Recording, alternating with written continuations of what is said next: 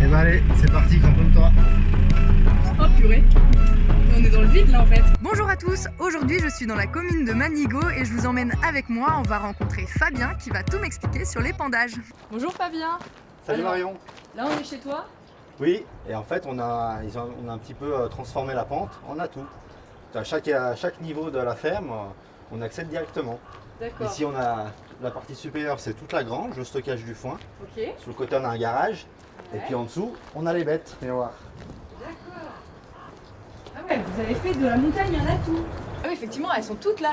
Oui, voilà, il y en a 23 là. Elles sont toutes là. 23. Ok. L'épandage, c'est quoi? Moi c'est le système lisier, donc c'est le pipi et le caca tout simplement qui tombe dans la fosse. D'accord, ouais, c'est pour ça l'odeur en fait. Voilà, Et après on le met dans les champs. on les pend dans les champs, donc avec un matériel un peu particulier, adapté à la pente. Et ça me fait un fertilisant pour avoir de l'herbe qui repousse. C'est un petit peu comme un potager. En fait, son potager, si on lui apporte rien pour fertiliser le sol, ça va pas très bien marcher. Alors que si on met un peu de fertilisant, la pousse, elle sera meilleure. Oui, et là c'est tout naturel. C'est tout naturel, voilà. Il rajoutes rien du n'y a tout. rien qui est ajouté. Et puis grâce à ça, moi, j'utilise pas d'engrais chimiques. Vous l'aurez compris, avec le lisier, on épand uniquement les excréments des vaches. Il existe une autre technique où l'on épand le fumier, c'est-à-dire les excréments solides et la paille. L'urine est mise de côté afin que le fumier puisse sécher et ensuite être épandu. C'est le même principe qu'un compost. Il faut que la matière organique se dégrade lentement au fil du temps avant de pouvoir être épandue. Donc là on va charger là. Ouais, on va charger. Là t'es en train de mettre finalement le petit tuyau Voilà. qui est derrière moi dans la cuve.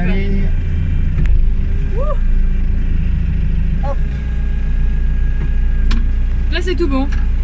Voilà, on va aller ouvrir la vanne pour remplir. Allez. Donc là la cuve elle est remplie et on en a pour combien de temps à épandre? Il y en a pour 2-3 minutes.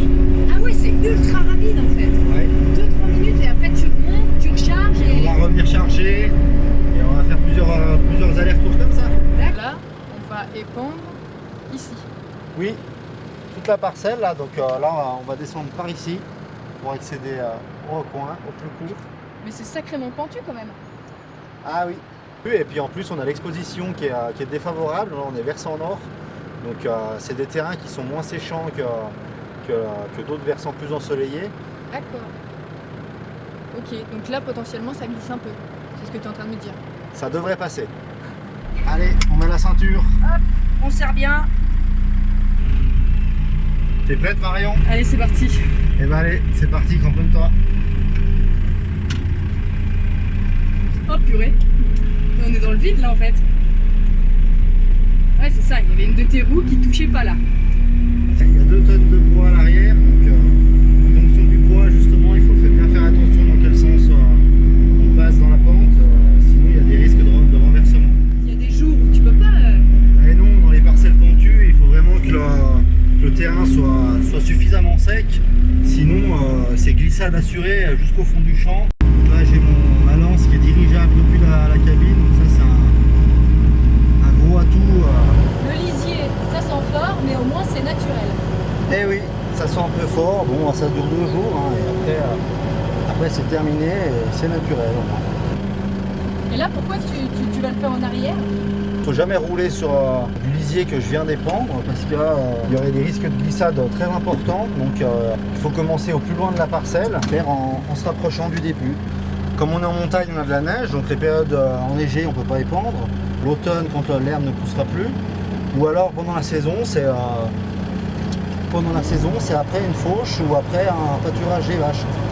L'herbe a dépassé quelques centimètres de hauteur, on peut plus épandre, sinon ça va coucher les plantes. Et il te sert à quoi ton super pistolet à lisier? Alors là c'est un petit peu comme un jeu vidéo, ça c'est l'évolution, et j'ai la lance qui me permet que je dirige en cabine pour épandre vraiment là où c'est nécessaire, pour en mettre la bonne quantité, ni trop peu, ni en trop bonne quantité. Waouh! Incroyable! T'as filmé? Ah bah ouais. Voilà la surprise, on travaille en pleine nature, les chouettes conditions de travail là. Le cadre, le panorama qu'on a sur les montagnes, il y a encore de la neige sur l'étal. On travaille beaucoup à l'extérieur quand même avec les bêtes, et puis voilà, dans une chouette vallée. Et il y a quand même des inconvénients, des petites contraintes.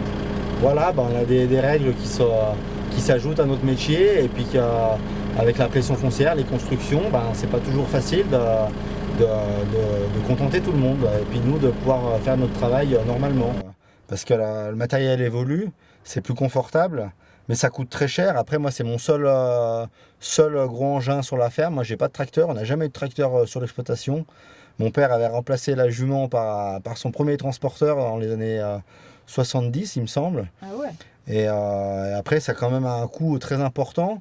Donc, toutes les fermes, même en pente, n'ont pas forcément ce type d'engin. Donc après, il y a soit des entreprises qui proposent de faire le travail avec un transporteur, ou soit il y a de l'entraide entre différents agriculteurs.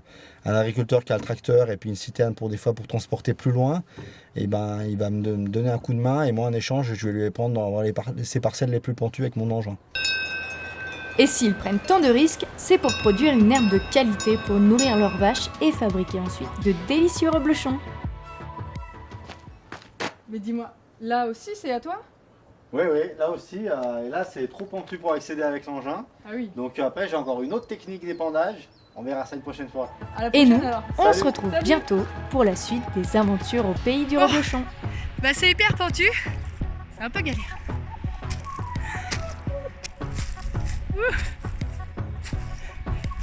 J'arrive Fabien, j'arrive.